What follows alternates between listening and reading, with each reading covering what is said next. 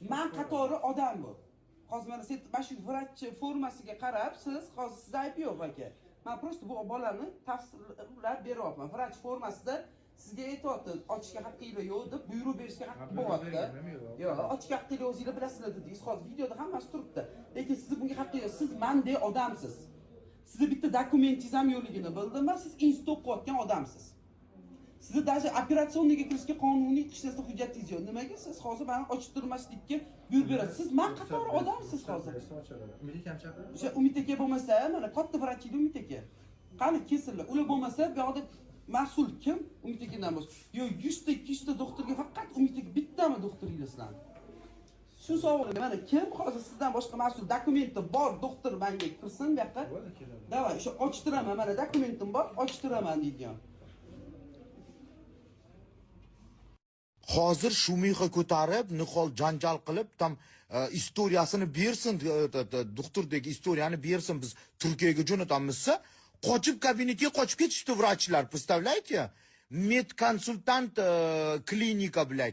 Pizdets, nimaslar qassobxonadan olganmizlar ishchilarni, yo'pti voymat. Soppa-sog' odamni bilak izurодовали, bilak восстановление 3 marta narkoz qilishibdi. Уже operatsiyadan keyin, abdominoplastikаdan keyin, liposuksiyadan keyin undan tashqari yana 3 marta narkoz berishib, ichini tozalashyapti ekan. Tuzata olmayapti va chiqyapti. Halima opaga bee'tibor berdik, mana o'lib ketdi. Odamlar bee'tibor bo'lmaylik. Bechora qiz soppa-sog'ni invalid qilib qo'yishibdi.